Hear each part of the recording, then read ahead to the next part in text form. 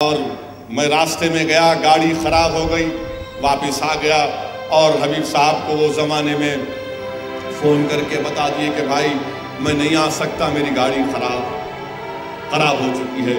مرحوم قائد جو مجھے گھر میں دیکھے، مجھے اچھی طرح یاد ہے، آپ جانتے ہیں کہ جب میں MLA بنا، آپ میری تقاریر کو بھی سنیں، اس میں کوئی چھپانے کی بات نہیں ہے۔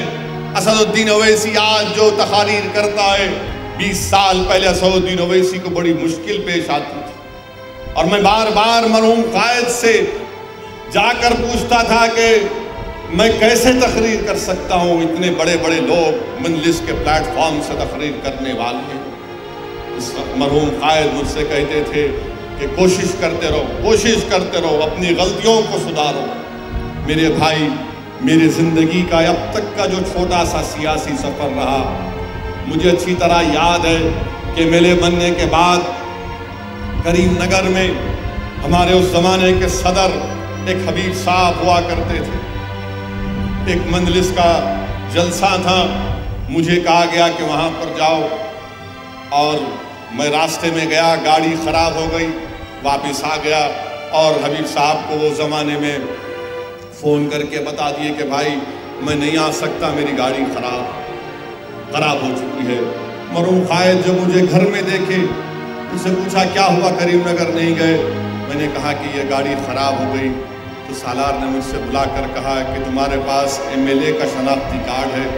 میں نے کہا ہے لے کے آؤ۔ میں گیا، جا کر لایا۔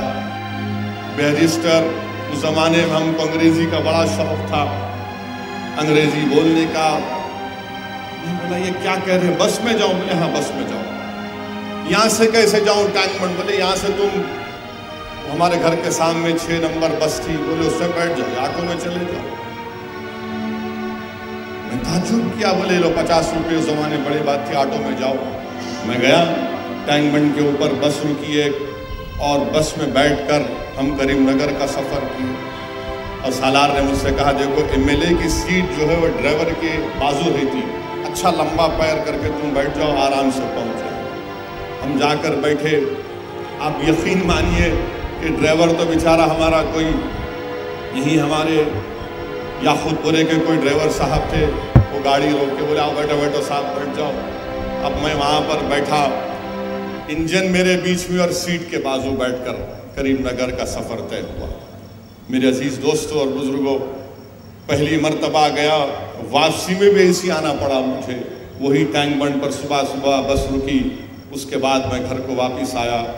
تو دوسرے دن دارالسلام میں، کیونکہ اس وقت ایک نفاق کی کیفیت تھی حیدرآباد میں، اور وہ آپ جانتے ہیں کہ کیسے حالات تھے، مرحوم قائد نے مجھ سے کہا کہ دیکھو میں تم کو بتانا چاہ رہا ہوں، یہ جماعت کے کام کے لیے تم کو اس طرح کے سفر کرنا پڑے گا، تم گاڑی کے محتاج نہیں رہنا۔ مجلس اتحاد المسلمین کا اگر کہیں پر بھی جلسہ ہو، اور اگر آپ کسی کو وقت دے دیتے ہیں تو آپ کو جانا پڑے گا۔